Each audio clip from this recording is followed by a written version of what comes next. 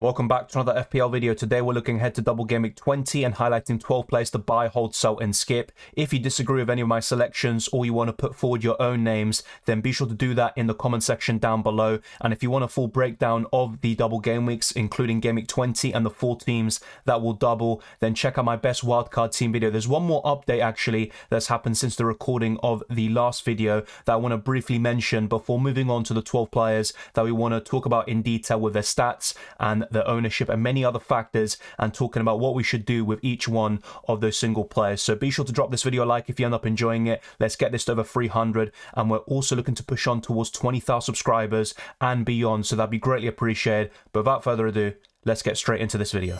According to the Daily Mail, Manchester United could play Leeds twice in 4 days. They already have a game scheduled in Game Week 23, but they could also have one in Game Week 22, which would give both teams a double. Manchester United would face Crystal Palace at home and also Leeds at home, while Leeds would have 2 away fixtures in Nottingham Forest and Manchester United. So that would be quite strange, but given the blanks and also you look at the World Cup, then, things like this could always happen. And the last few years have definitely been turbulent in terms of fixture scheduling, so that is something else to be aware of. There could be a double game week for Man United and Leeds in game week 22. Of course, United already have one in game week 20. They face Crystal Palace there. They'd face Crystal Palace again in game week 22 anyway, but they could also have Leeds just days before their fixture in game week 23, which would be quite strange and unprecedented, to be fair. But that was something I wanted to highlight, and there's so many other doubles and blanks that are going to be coming our way very soon. I'm going to cover all of them on this channel, but now let's get into the transfer tips and highlighting 12 players to buy, hold,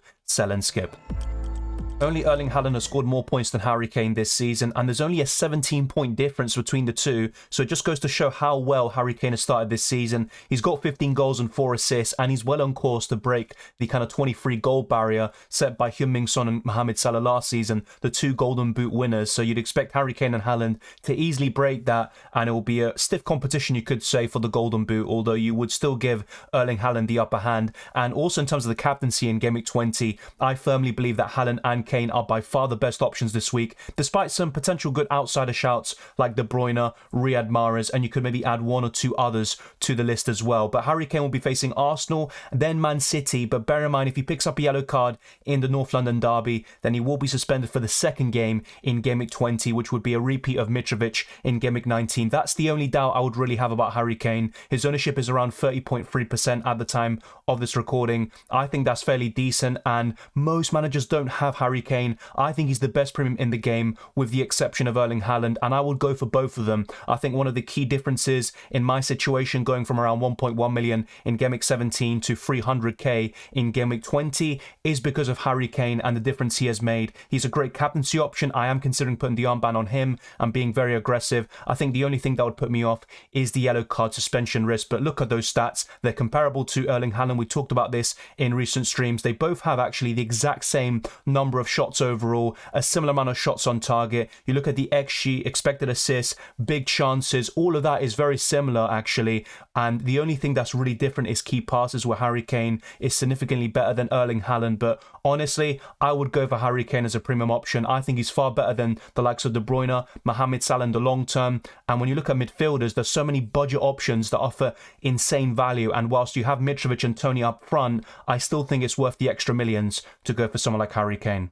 Riyad Mahrez has only scored 42 points over the course of the season, but in his last 3 game weeks, he has actually amassed 3 attacking returns with 2 assists and a goal, and not to mention his 2 goals in the FA Cup against Chelsea of an extremely high quality. His ownership is only 2.2%, and he's 7.5 million, and he's going to be a really enticing option in Game Week 20, also another double in Game Week 23. Is he going to play and start every single game? No, but I think he'll start the vast majority, especially with the form he's showing, and the likes of Foden have seemed to have lost a bit of favour with Pep Guardiola, so I would actually go for Riyad Mahrez. Now, if I had De Bruyne, would I sell him for Riyad Mahrez? No, I definitely wouldn't, but would I add Mahrez to the ranks and maybe have a triple up in Man City offensively? Yeah, I definitely would, especially when you're looking at Game Week 20. In the long term, and we discussed this in the best wildcard team video, I would prefer going for a defender like Stones and then 2 attackers in De Bruyne and Erling Haaland, or you could go for Mahrez instead of De Bruyne. But would I replace one of those attackers for Mahrez? No, I wouldn't. I would only add him to the ranks, and I think he's a fantastic option at the moment. One of the most informed players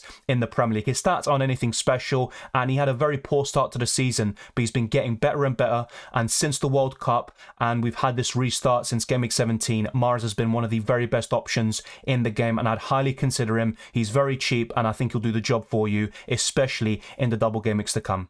John Stones is very similar to Mahrez, actually, when you compare the two in terms of FPL points, ownership, and other factors. Stones has only scored 45 points this season, with a 9-pointer in the last game week against Chelsea. He was rested in the FA Cup game against Chelsea, and his ownership is 2.4%, which is identical to Mahrez's 2.2%. And Stones is only 5.4 million. I think he is probably the best Man City defender alongside Akanji. It's very difficult for me to really make a pick between the two, but John Stones does seem like the most informed and probably the most nailed in the Premier League. Let me know your thoughts down in the comment section below. I think it's very close between Stones and Akanji. If you want the closest to a nailed-on defender from Man City, it will still be risky, but I would say John Stones or Akanji would be the best bet in terms of getting a Man City defender in and cover them for the double game week. It's not really a great double from a defensive point of view, but I still think City will score plenty of goals, and they could keep a clean sheet in one of those two games, not to mention the Wolves fixture in 21 and also the double in 23, where you would expect a clean sheet against Aston Villa at home as well. John Stones doesn't have great stats either. 1 big chance, 2 big chances created, and also 7 shots overall in only 12 appearances, to be fair, which is fairly decent for a centre-back, but these stats aren't anything groundbreaking. They're not anything special, but if you want a nail-on defender, like I said, Stones or Akanji is your best bet, but it could always backfire with Pep Guardiola. Over 75,000 managers have transferred out De Bruyne, so he's the 12th most transferred out player this week, and I just don't think that makes any sense. I know he has been struggling, he hasn't been getting the returns, but I think his overall performances have been exceptional, and he's been very unlucky not to get multiple assists. Of course, you would expect a bit more in terms of goal scoring, but he has been creating the chances, and they haven't been delivered and executed by his teammates. His ownership is still 36.9%, and he costs 12.5 million. De Bruyne is one of the very best options in the game, especially with the doubles in mind in Game Week 20 and also in Game Week 23. I would definitely keep him. It seems very obvious what I'm saying. And if you don't have De Bruyne, would I buy him? I potentially would, to be fair. I'm looking at getting De Bruyne myself in for Mohamed Salah. I think it's very close between the two. But with the double in De Bruyne's favour and a potential double in Game Week 23, that's why I think I'm going to make the move. And also, Liverpool have been very inconsistent and shown very poor form. And that's why I just don't think Salah is worth the money at the moment. With a lack of double game weeks, I'm not going to captain him as well, and I also think someone like De Bruyne would offer better value with the double game weeks. And also in the long term, I'm looking to downgrade potentially to an Arsenal midfielder like Odegaard and double up on Arsenal's attack. So that's kind of my planning and thinking, but De Bruyne is worth holding, even buying in some cases. He's got some exceptional stats here. Of course, the likes of Harry Kane and Haaland have better underlying numbers. They're also better FPL options. But who's the third best premium if you're looking to go for a premium draft? I would say De Bruyne at this moment in time. And whilst you could go for Mahrez over De Bruyne and save a lot of money, I still think it's worth paying the extra millions for someone like De Bruyne potentially, who should be more nailed as well in the long term and should start the vast majority of these Premier League matches. While Mitrovic's ownership has skyrocketed over the last few weeks, there have been over 100,000 managers who have transferred him out already by this stage of the game week, and I think that will just continue to rise as more people are going to look to sell him for a Martial of a double game week, or go to someone like Ivan Toney if he's fully clear, not suspended, and he also is fit enough to play those matches. But Mitrovic is one of the very best forwards in the game, with the exception of Toney, Kane and Haaland. No one else has scored more points in that position, 81 points overall. His ownership is 35%, and he also still has a good price of 7.1 million, and the fixtures are quite mixed bag. When you look at Newcastle, Tottenham, Chelsea, Nottingham Forest and Brighton, you could argue that 2 or 3 of those games are especially tough, but I could see him doing well against Tottenham, Chelsea, especially Nottingham Forest, and not to mention, I think he could still do the business against the likes of Newcastle and Brighton, although those are arguably the 2 toughest games at the moment. Mitrovic has some good underlying numbers, healthy XG, 16 big chances, and he's also kind of matching that as well with 11 goals with an XG of around 11 as well. So Mitrovic is a good finisher. He gets a lot of chances. Fulham are a decent attacking side. They're pushing for a top half of the finish in the Premier League table, and I would hold on to him. However, if Toney's fully fit and he's also cleared from suspension, I would possibly move Mitrovic on to Ivan Toney or a Harry Kane if you have the funds to do that. But would I go to anyone else? Obviously, I'm assuming you have Haaland by this point. Well, no, I wouldn't. So if you're not going to one of those forwards, I would keep Mitrovic. I wouldn't even move him on to Martial, despite the Man United double in Game Week 20. The last hold of this video is Keppra Arrizabalaga. I think Chelsea could keep a clean sheet against Crystal Palace despite their struggles. Of course, they lost 4-0 to Man City in the FA Cup, and they've only got one win in their last 7 domestic games, but I would expect them to keep a clean sheet against Crystal Palace. After that, it's Liverpool away. I wouldn't expect one. Then Fulham at home. I also don't really see one. And then you look at the other 2 fixtures, they're fairly decent, but Chelsea are such a shambles at the moment that it's hard to predict when they're going to get these clean sheets. But I'm actually fairly confident of one in Game Week 20. Now, the reason why I would say hold Keppra Arrizabalaga is because Chelsea could have a double in 21. There's an outside chance, although I wouldn't be holding anything to that. And Chelsea, even with a double or triple game week, you still wouldn't fancy their assets too much. But Keppra makes a lot of saves. He can get bonus points when Chelsea keep clean sheets. And he has also been a good FPL option, one of the very few in the Chelsea ranks. He's been having some poor performances of late, like the one against Man City in the Premier League as well. He really should have done better for the goal. But Keppra is still a decent option. Now, you could move him on to De Gea with the double game week, and Man United could also have another double in Game Week 22, not to mention the likes of Nick Pope and a few other goalkeepers here and there that are pretty decent, like Raya. But really, in the grand scheme of things, Keppra is still one of the best goalkeepers in the game, and if Chelsea can shore things up defensively, which is a big if, I think Keppra could still be a worthwhile hold until the end of the season, and it's not worth doing goalkeeper transfers in the majority of cases. So really, if you have Keppra, I would probably just start him, keep him. Don't take a hit for another goalkeeper, even for David De Gea, with the double game week in mind, and you could maybe make this transfer in a few weeks' time once we know more information about other doubles in Game Weeks 21, 22 and beyond. Cancelo's 18-point haul against Southampton seems like a distant memory. That took place in Game Week 10. Since that point, he's only returned in one other game, and for a defender that cost 7.3 million, that's owned by almost half the game, it's just not worth it. And there's a reason why over 200,000 managers will get rid of Cancelo by the Game Week 20 deadline. It's completely understandable, despite the fact that he has a double. Of course, it can backfire with Pep Guardiola. You just never know who's going to be in the team selection. And if Joao Cancelo starts both games against Tottenham and Man United, I could see one clean sheet and potentially bonus points in one of those games. But look at these underlying numbers. They're dreadful for Cancelo standards. 0 big chances and 0 big chances created is the most telling stat. 11 key passes is decent, but then you look at the XG and expected assists, both under 1, and 2 goals and 2 assists. He's actually improved on his goal tally, but the assists aren't really there at the same level. And you also look at the shots in the box and stuff like that. They're just nothing special. Cancelo isn't worth the money, and you could downgrade him to an Akanji or Stones and then use that to upgrade a striker to Harry Kane or make a move in the midfield. I think those are all worthwhile. Now, it can be risky and a bit sideways to go from one Man City defender to another, because Akanji or Stones could easily lose their spot as well. But with John Stones' form, I think it's very difficult to drop him, and I think he will start at least one of the next 2, and I think he'll start both personally. With Cancelo, what do I think his prospects are in terms of starts? I think he'll start one game in the double and be benched in the other. And when you look at future game weeks as well, I just can't tell you when he's going to start or not. Despite the double in game week 23 as well, I just don't think it's worth keeping Cancelo any longer. And even if you decide to keep him for game week 20, which is understandable and a logical decision, I think in the long term, Cancelo has to be sold.